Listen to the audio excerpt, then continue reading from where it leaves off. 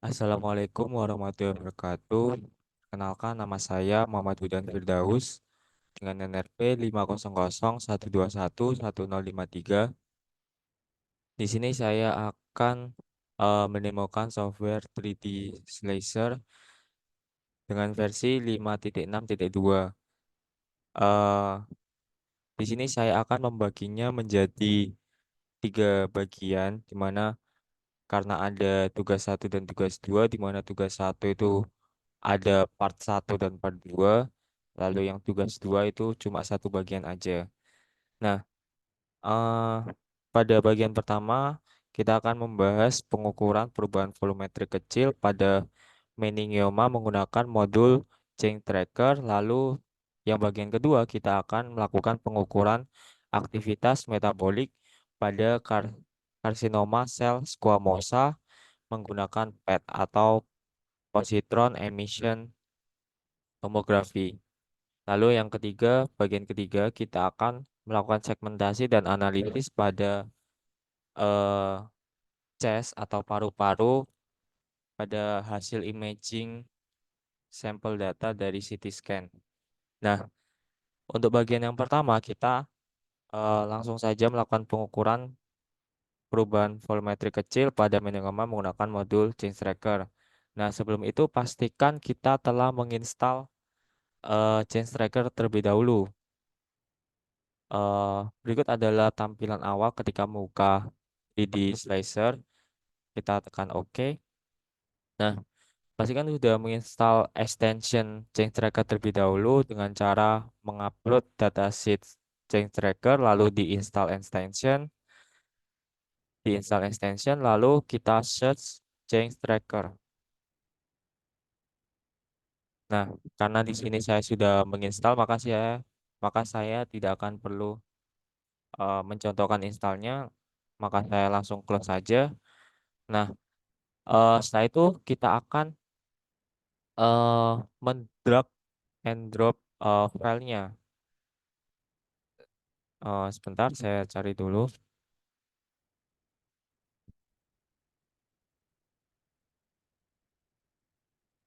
Oke, kita copy ke jendela yang warna ungu. Nah, nanti akan muncul seperti ini. Ini ada filenya changetracker.mrb. Lalu kita klik OK saja. Klik OK. Nah, setelah itu kita perlu mengganti modulnya. Di sini masih welcome to slicer. Kita langsung ubah, kita search eh change tracker di sini, langsung kita switch to modul. Nah, oh ya, sebelum itu tadi waktu kita mendrop file ini, di sini ada dibagi menjadi 3 jendela, di mana di jendela yang warna merah ini point of view aksial, terus yang hijau ini koronal, kalau yang kuning ini point of view sagittal. Nah, di sini juga kita bisa eh, melihat lebih dalam organnya dengan cara menggeser ininya. Ini juga bisa, begitupun dengan ini. Nah, kalau di sini ini untuk eh 3D viewernya. Nah, langkah yang pertama kita perlu memasukkan data. Di sini ada data baseline scan sama ada follow up scan. Nah, sebenarnya di bagian pertama tujuannya ini apa? Ini supaya kita bisa mendeteksi adanya perubahan volume pada tumor atau kanker. Jadi di sini kita melakukan 2 kali scan. Yang pertama itu baseline scan, terus yang kedua itu follow up scan. Nah, bedanya itu apa antara kedua ini?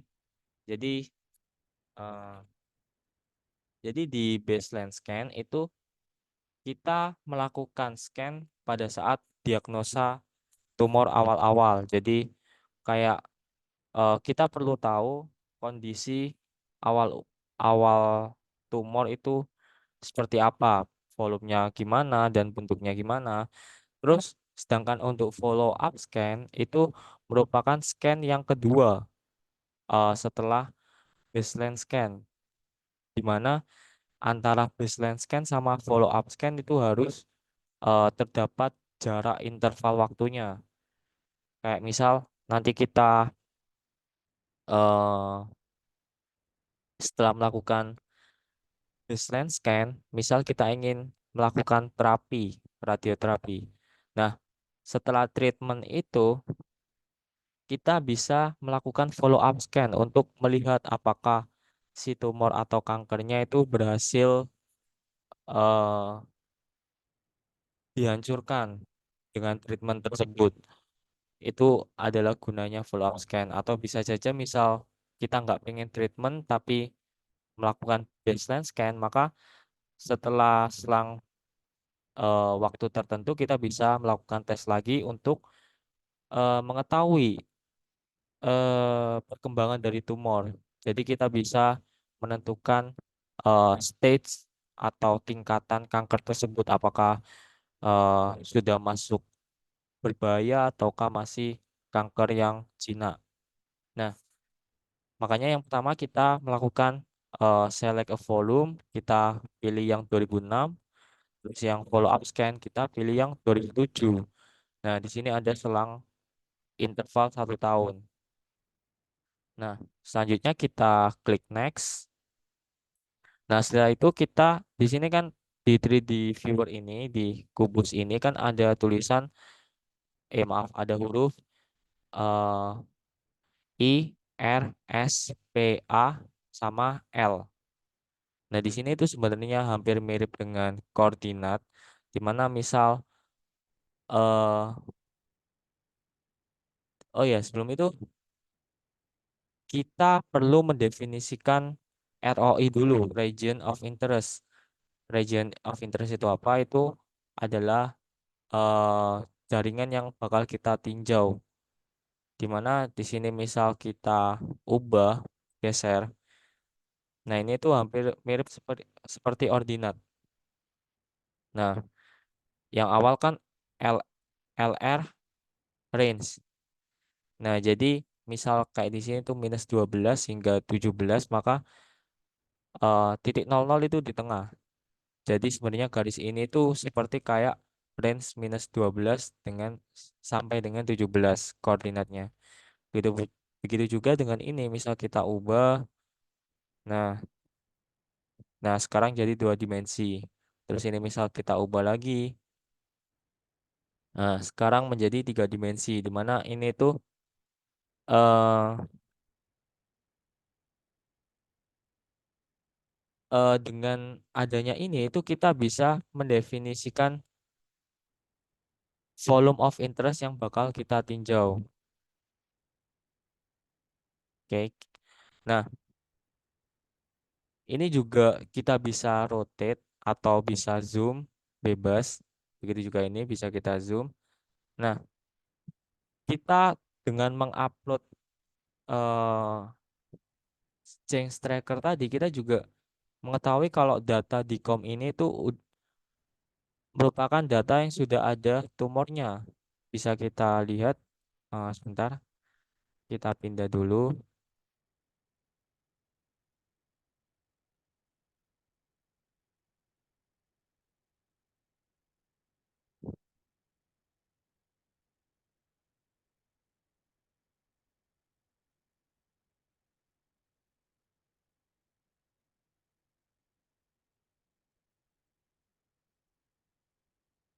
Oke, di sini ada tumornya.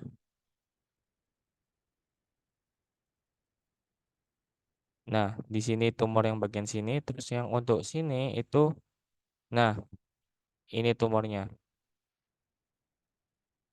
Maka dari itu kita, sebentar, kita perlu memindahkan ke titik sininya. Nah, nah, kita juga bisa mengatur besar kecilnya kan dengan ini slider ini. Tapi sebenarnya kita juga bisa langsung pakai ini, menariknya langsung menyesuaikan dengan si tumornya.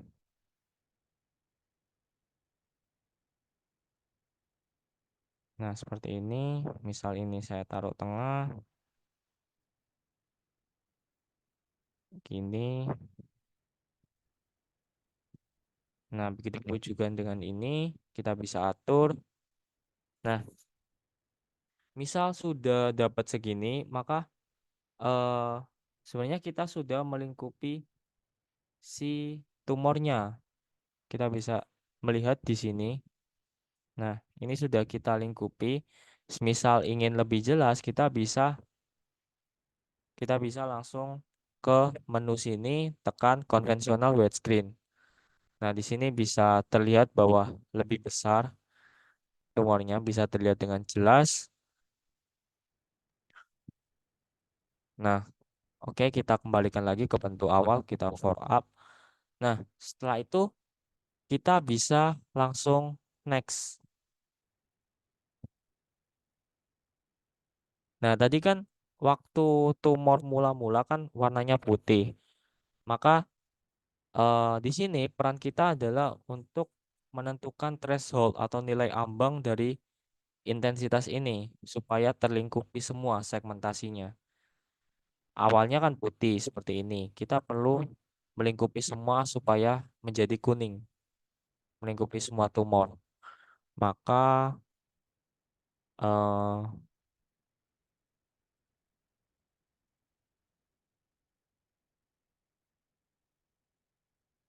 oke, mungkin saya ambil segini saja. Nah, di 3D view-nya tampil seperti ini. Nah, langkah selanjutnya adalah sebentar saya cek dulu. Oh ya, di sini juga kita bisa meninjau, saya kunci dulu. Ini ada LFB atau di sini juga ada LFB, di mana L itu label map viewer, terus ada F itu foreground viewer, lalu B itu ada background viewer, di mana backgroundnya ini memakai data baseline. Nah, setelah itu kita bisa selesaikan. Nah, setelah itu kita bisa tekan next. Oh maaf, tadi tadi tertekan 2 kali. Nah, selanjutnya kita klik ROI. Oh maaf, klik Intensity Difference Change Detection atau FAST. Nah, di mana apa sih intensitas difference change detection? Ini itu merupakan suatu algoritma yang bisa mendeteksi adanya perubahan volume atau intensitas dari dua data hasil scan. Kayak kayak semisal tadi kita kan memakai data baseline sama follow up. Nanti misal ada perbedaan dari follow up sama baseline itu nanti dideteksi dengan phase ini, perbedaan volumenya. Nah, phase itu kepanjangan dari apa? Itu kepanjangan, oh maaf, phase itu singkatan dari fitur from accelerated segment test kalau tidak salah. Nah, setelah kita udah centang ini, maka kita bisa langsung next saja.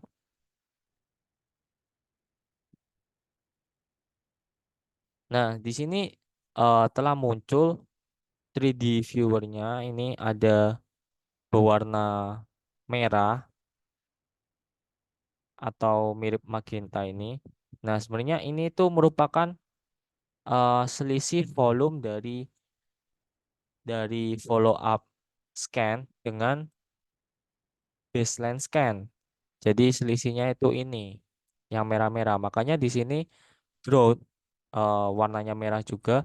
Ini tuh terjadi pengembangan tumor sebesar 1,47 ml atau 1,47 cm kubik atau kalau dalam persentase itu 0,75%.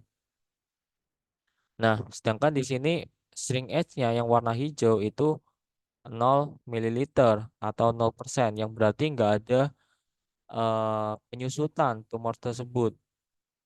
Yang berarti di data ini kita tidak melakukan treatment sama sekali, makanya ada perkembangan tumor.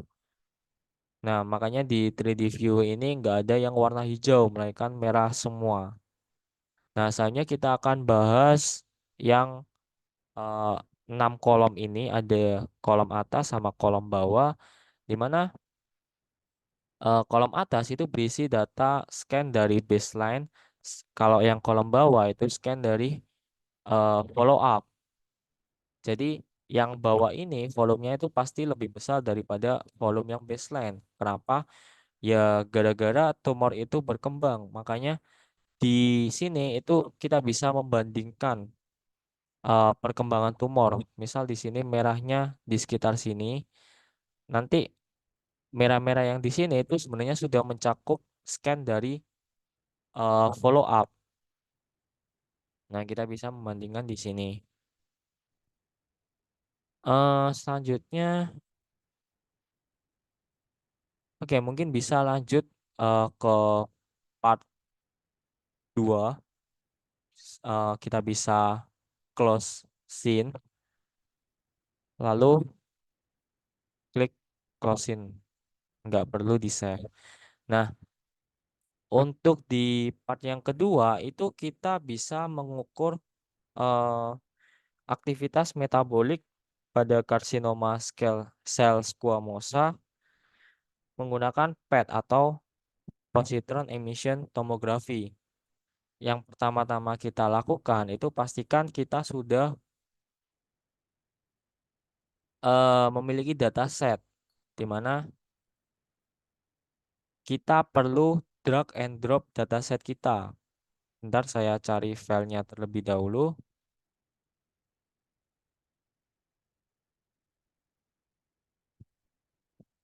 Oh ya, di bagian kedua ini kita itu membagi menjadi dua, yaitu pre-treatment atau sebelum treatment dengan uh, post-treatment atau setelah treatment.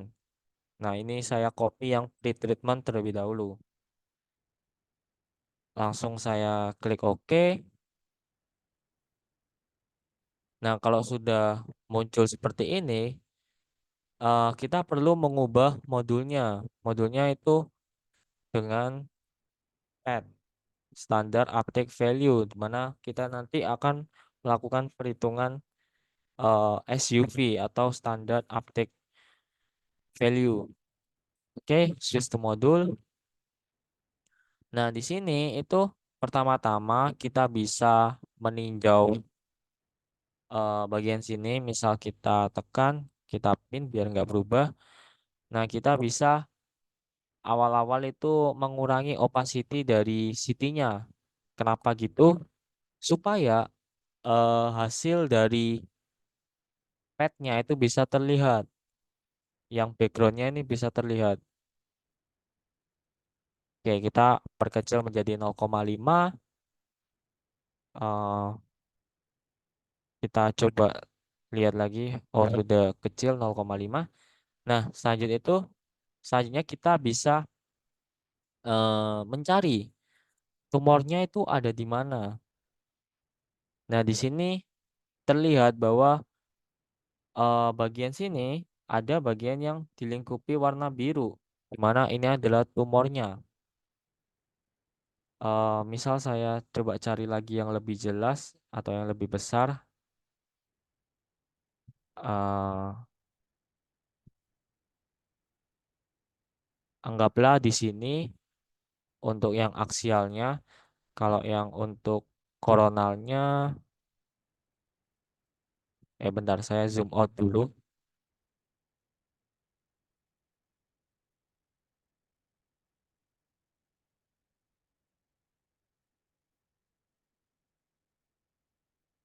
Nah, di sini sudah terlihat. Bentar. Nah, di sini kalau kita zoom in ada garis biru yang mengitarinya. Kalau untuk yang bagian sagital, sebentar.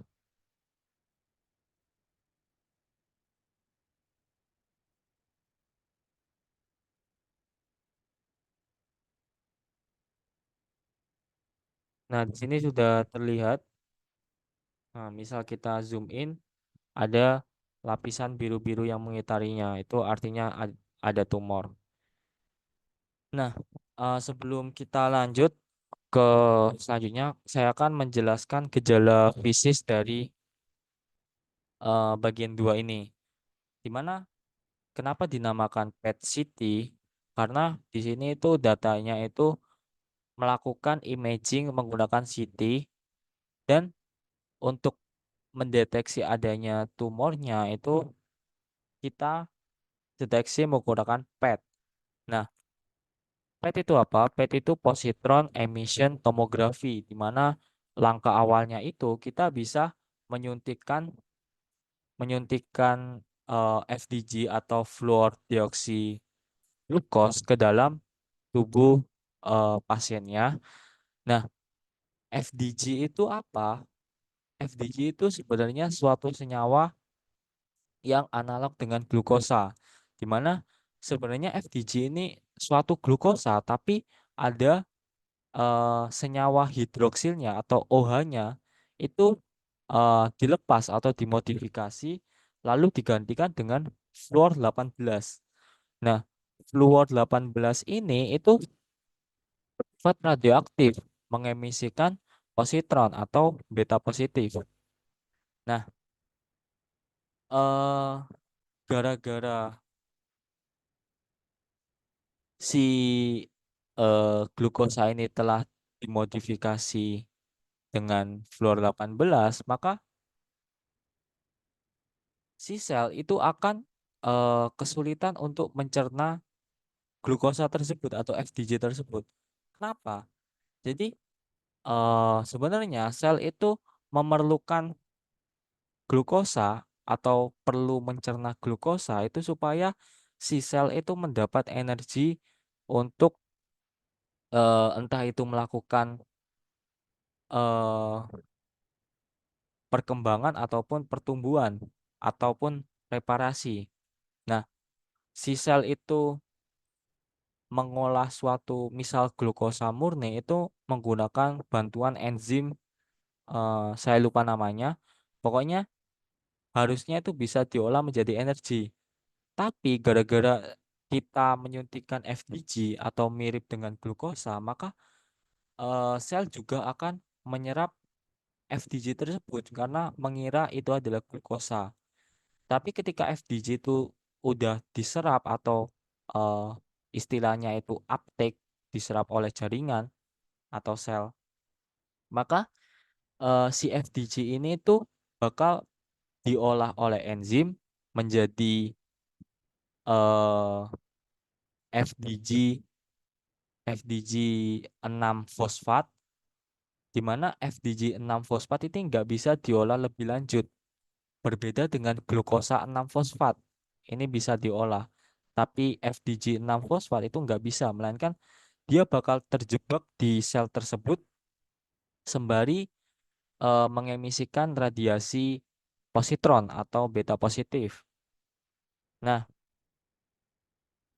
eh makanya di sini itu terlihat bahwa ada bagian yang agak merah, ada yang kuning, ada yang putih, di mana semakin terang itu menunjukkan bahwa adanya aktivitas metabolisme yang tinggi atau aktivitas atau fenomena pengolahan glukosa yang tinggi.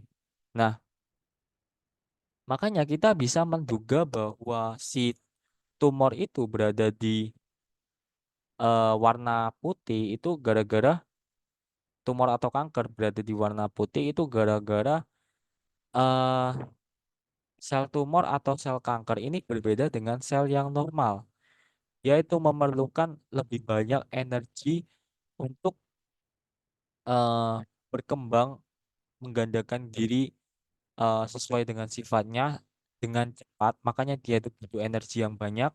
Makanya dia itu lebih banyak banget menyerap FDG, eh, dan banyak FDG yang terjebak di sana gara-gara kan FDG nggak bisa diolah lebih lanjut.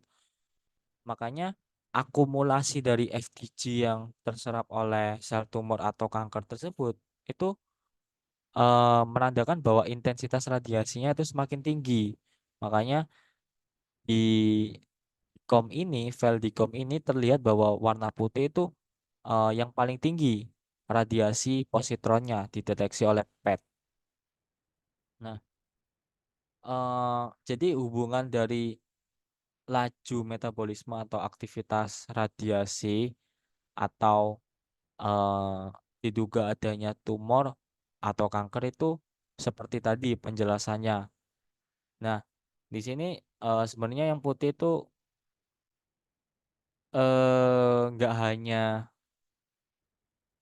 adanya tumor atau kanker, tapi bisa diartikan sebagai mungkin ada tulang di dalamnya, kayak misal di sini di tengkorak ini ada putih-putih, ada pelindung tulang, kayak di sini juga ada putih, putih, putih, bukan berarti juga tumor, melainkan kita bisa menduga itu tumor kalau berada letaknya itu di luar tulang.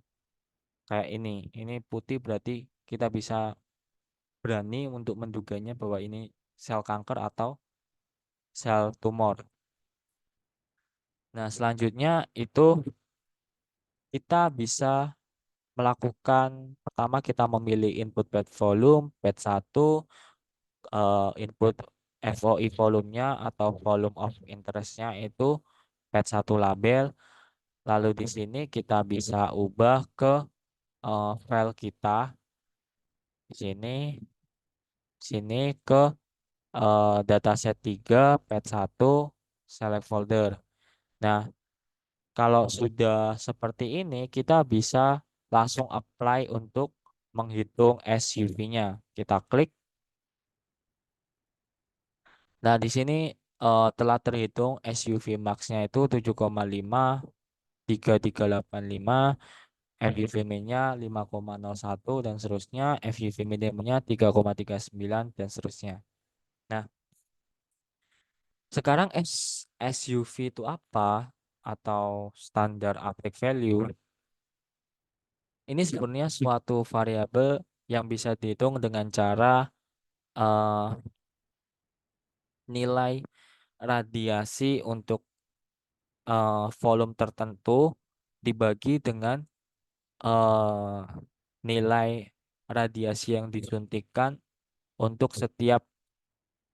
untuk semua massa dalam tubuh. Jadi satuan pembilangnya itu becquerel per mililiter, satuan penyebutnya itu becquerel per gram. Jadi kalau misal kita coret becquerelnya, maka satuan SUV ini adalah gram per mili.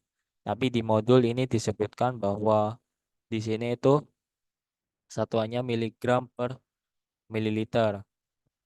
Berarti sudah sesuai dengan eh, teori yang saya dapatkan. Nah, selanjutnya setelah kita mendapat SUV ini, apa yang bisa kita tarik kesimpulan? Sebenarnya dengan ini tuh kita bisa menduga kayak apakah kanker atau tumor ini termasuk ke eh, kanker jinak atau kanker yang ganas. Nah, sebenarnya saya belum mendapatkan referensi untuk menentukan ini tuh kanker ganas atau kanker jinak. Soalnya untuk menentukan itu sangat kompleks. Salah satunya juga menggunakan analisis SUV ini. Nah, setelah kita melakukan SUV ini, kita bisa lanjut ke eh, data DICOM setelah treatment atau post treatment. Kita bisa keluarin saja, closing, eh, closing, lalu kita bisa eh, drag and drop file post treatmentnya. Oke, kita drop ke jendela yang ungu. Nah, ini tertera post treatment. Kita klik Oke.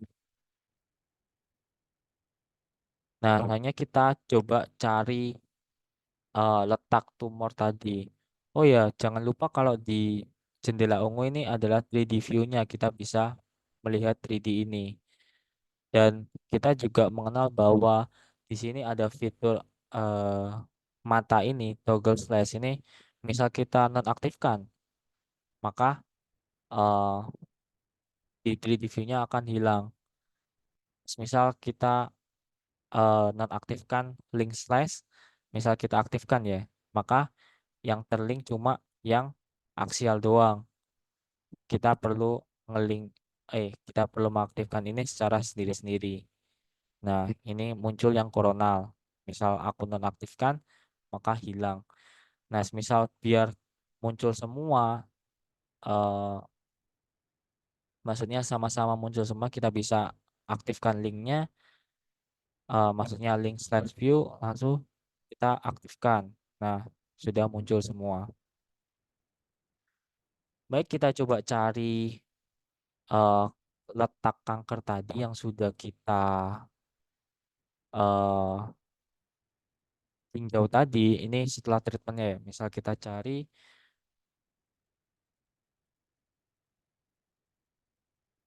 wait.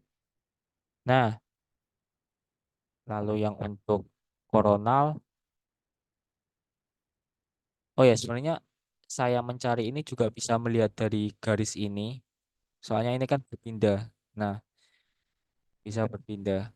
Ini saya paskan ke tumornya yaitu di sini, sekitar sini. Terus kalau yang ini juga bisa berpindah. Saya cari yang paling jelas. Nah, kira-kira ini yang paling jelas. Warna kuning, ini juga kuning, terus ini juga kuning. Nah, sebenarnya sebelumnya ini itu kalau sebelum treatment itu warnanya putih, tapi setelah di treatment kini berwarna kuning. Artinya apa? Artinya aktivitas metaboliknya ini itu lebih rendah daripada yang tumor atau kanker tadi. Berarti di sini yang warna kuning ini itu masih ada eh, lumayan beberapa FDG yang terjebak di sel tersebut. Kenapa? Kenapa begitu? Maksudnya kita tahu bahwa yang warna kuning ini aktivitas radiasi yang warna kuning ini itu lebih tinggi kan daripada yang sekitarnya yang warna merah. Dan ini menunjukkan bahwa ada sesuatu di eh, sel atau jaringan yang warna kuning ini. Nah, setelah treatment itu harusnya sel tumornya itu eh, bisa hilang atau menjadi sel normal kembali lah. Akan tetapi pada kenyataannya itu bukan begitu. Pasti ada sel lain yang terdampak gara-gara radiasinya. Karena kita tahu bahwa eh, radiasi ketika menghancurkan sel kanker itu ada dua metode atau dua cara. Yang pertama itu bisa langsung mengionize. eh oh ya, sebelum itu radiasi untuk menghancurkan kanker adalah radiasi pengion, yaitu radiasi yang mampu mengionis suatu atom. Makanya energinya itu lebih besar daripada yang radiasi non pengion. Nah, kita lanjut tadi ada dua cara kan untuk menghancurkan kanker. Yang pertama bisa langsung memutus ikatan DNA atau RNA-nya, jadi radiasinya itu langsung menabrak ke DNA atau RNA sehingga sel kanker tersebut mati. Terus yang kedua itu bisa dengan cara eh, ketika radiasi pengion ini masuk ke jaringan tubuh, di mana jaringan tubuh itu memiliki sifat seperti air. Nah, ketika si radiasi pengion ini terkena air, maka bisa menciptakan eh, radikal bebas, yaitu hidroksil OH- atau superoksida O2, tapi muatannya cuma -1. Nah, artinya O-nya itu kalau satu O doang atau oksigen itu muatannya itu -1/2. di mana superoksida dengan hidroksil ini itu menyebabkan eh, dia ini itu, oh ya, sebelum itu cara kerja sel ini hampir seperti bongkar pasang yang memiliki tempatnya masing-masing. Nah, si radikal bebas ini itu berpotensi untuk menutup lubang dari sel sel DNA atau RNA-nya sehingga membuatnya itu tidak berfungsi cara kerja selnya. Jadi si sel kini nggak bisa menyerap glukosa lain kalau sudah terkena radikal bebas tersebut. Sehingga otomatis ya pasti mati karena dia nggak punya suplai energi lagi. Nah, itu cara kerja radikal bebas dalam membunuh sel tumor atau kanker. Nah, masalahnya ketika kita meradiasikannya ke dalam tubuh itu eh, kita nggak bisa memungkiri kalau yang kena itu cuma sel kanker atau sel tumor doang, melainkan bisa juga terkena sel lain atau sel normalnya. Sehingga eh, bisa saja di sel normal ini yang kini menjadi kuning itu kena radiasi pengion sehingga rusak sebagian, tapi bukan seluruhnya. Jadi dia perlu melakukan reparasi untuk memperbaiki sel normal tersebut.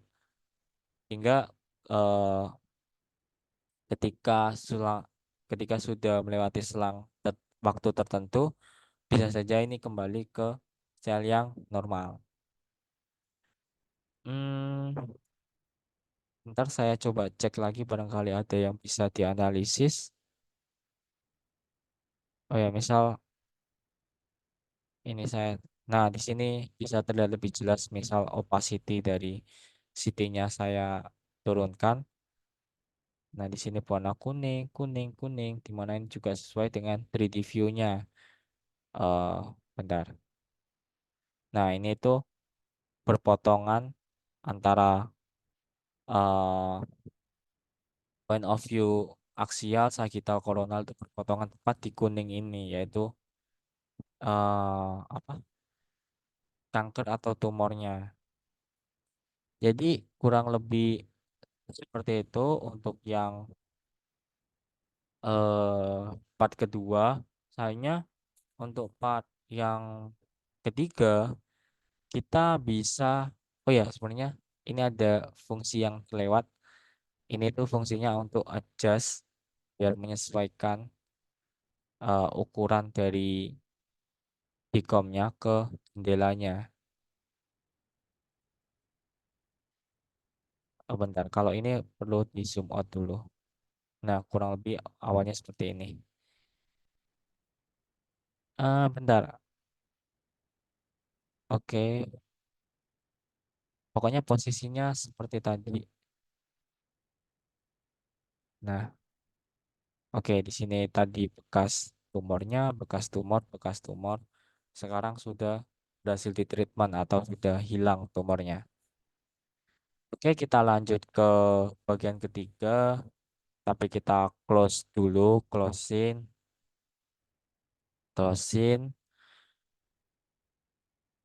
Bentar ini saya, oke. Di bagian yang ketiga ini kita melakukan segmentasi dan analisis pada paru-paru. Nah, di mana karena saya tidak tahu data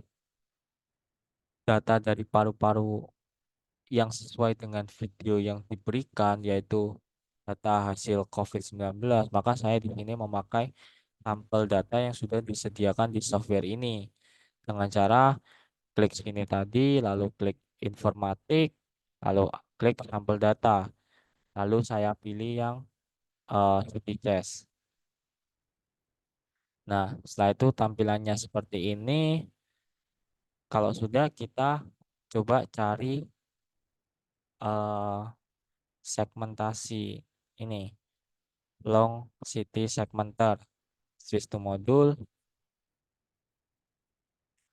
Nah, di sini kita eh, sudah ada perintahnya kayak ini, click start to initiate point placement. Baiklah, kita start. Nah, disuruh meletakkan 3 titik di paru-paru bagian kanan, misal sini, sini, sama sini, terus sini, sini, sini. Oh ya, tadi kan disuruh yang kiri. Sekarang press satu more point di titik kiri, paru-paru kiri. Oke, terus yang sekarang disuruh tempatkan 3 titik di bagian kanan. Jadi sebenarnya fisik dari kita melakukan ini sebenarnya itu mirip kayak segmentasi secara otomatis. Nah, jadi kita cuma disuruh eh apa ya, nempatin titik-titiknya aja. Sekarang disuruh yang paru-paru kiri, sini, sini, dan sini. Terus sekarang disuruh 1 titik di trakea, dimana sekarang kita belum melihat trakea, jadi kita geser slider ini. Nah, kita terlihat ada hitam-hitam yang berjalan. Ini adalah lubang dari trakea. Kita bisa klik 1 titiknya di sini. Oke. Nah, kita telah berhasil melakukan segmentasi eh, paru-paru. Nah, kita bisa zoom in. Nah, kita bisa rotate. Misal pengen lebih jelas, kita bisa ke konvensional widescreen. Nah, di sini kita bisa apa ya? Mungkin barangkali ingin mengeksplorasi tumornya atau kankernya dengan secara detail. Nah, di sini terlihat bronkus, bronchiolus, alveolus. Terus bisa kita kembalikan for up. Nah, di sini sebenarnya karena dilihat dari 3D viewernya ini sudah benar, sebenarnya kita nggak perlu verify lagi. Tapi misal ingin verify segmentasinya, kita bisa menggeser slider ini. Nah, kita bisa cek. Nah, kita bisa cek ini juga. Terus ini juga bisa dicek. Tapi sebenarnya paling enak ya lihat di 3D viewer-nya karena di sini sudah mencakup paru-paru secara benar, maka bisa langsung klik apply untuk menandakan bahwa sudah terfinalisasi. Apply.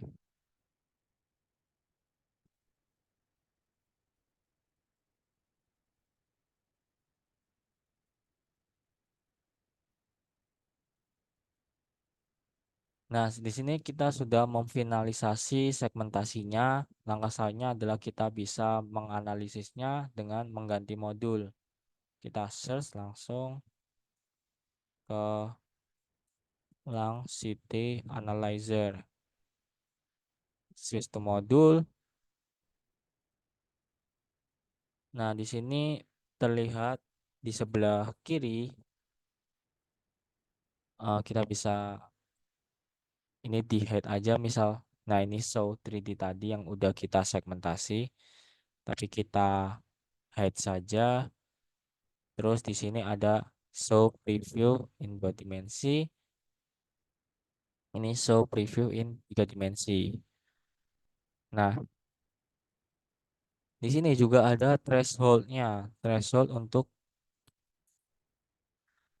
kita atur nilai ambangnya, intensitasnya untuk sesuai kebutuhan kita. Misal, oh ya, intensitas yang saya maksud di sini adalah densitas dari voxelnya. Voxel itu volume eh, elemennya. Nah, di sini kita bisa ubah-ubah di mana untuk batas dari emphysema ini itu langsung terikat dengan batas bawah dari inflated. Jadi jika saya ubah atasnya ini, maka yang bawah juga ikut berubah. Begitupun juga dengan inflated, batas atasnya juga ngikut ke batas bawahnya infiltrated. Nah, berubah juga. ini juga sama ngikut, ini juga ngikut. Nah, jadi eh maknanya itu pada emfisema itu pada densitas voxel atau intensitas dari -1120 hingga range-nya hingga -970. Lalu dilanjut dengan voxel dari inflated itu dari -970 hingga -650 dan seterusnya. Nah, di sini saya juga akan menjelaskan sorry 5 bagian ini kan ada 5, ada emfisema, inflated, infiltrated, collapse, sama vessel. Nah, itu tuh apa? Kalau yang emfisema itu sebenarnya eh, penyakit klinik penyakit kronis di mana di emfisema ini alveolusnya itu terjadi kerusakan yaitu eh, dan pembesaran juga sehingga akan terjadi gangguan fungsi di alveolus yaitu gangguan tukaran oksigen dan karbon dioksida karena di alveolus kan eh, terjadi pertukaran oksigen dan karbon dioksida antara pembuluh darah dengan paru-paru itu sendiri.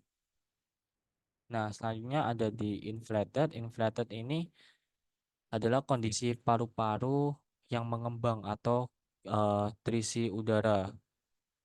Ada itu disebut inflated. Nah, inflated ini apa ya?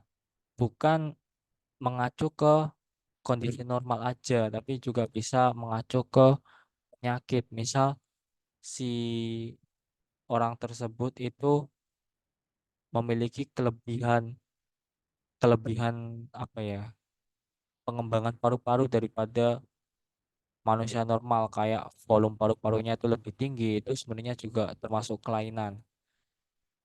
Nah, untuk yang infiltrated atau infiltrasi itu sebenarnya kondisi ketika terdapat cairan atau sel inflamasi atau sel yang abnormal itu eh, masuk ke jaringan paru-paru. Itu disebut infiltrated ketika ada ketiga kemungkinan tersebut.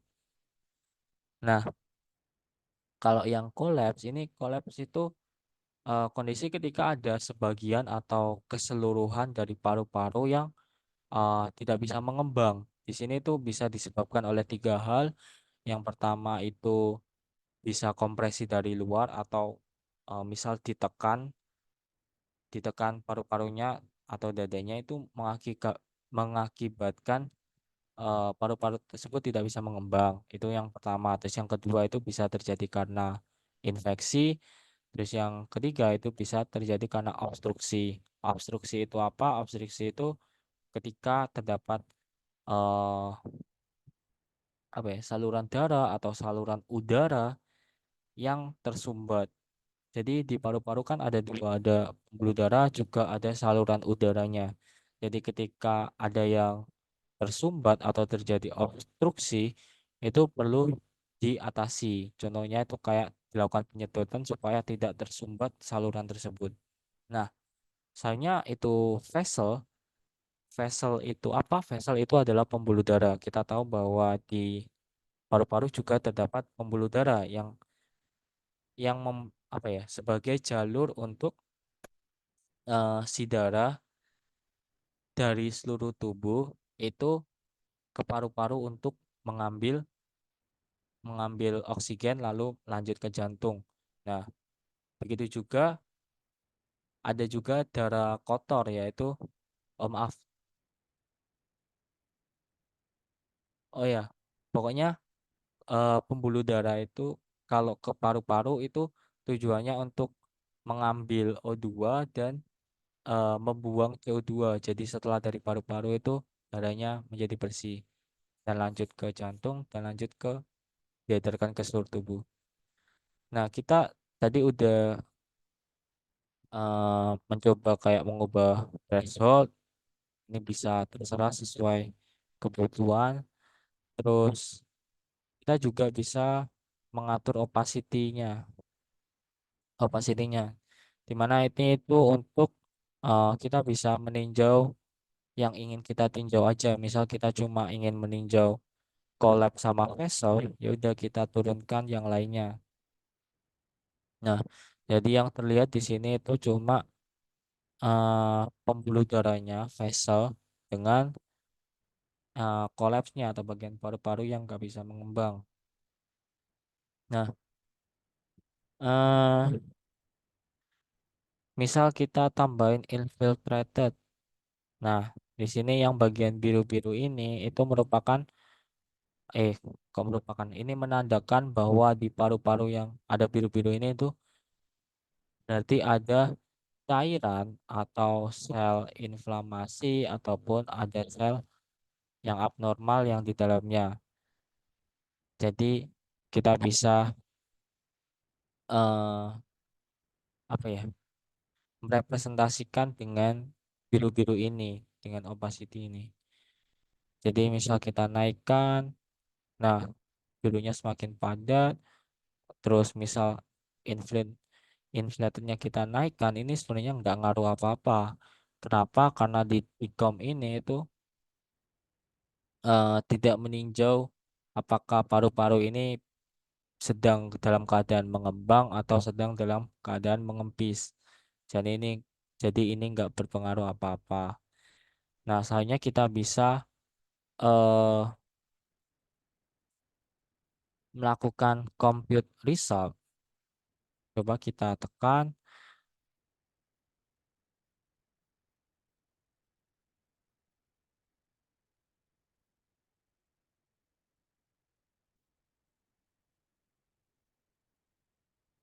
Nah, di sini muncul hasil data di mana di kolom segmentasi ini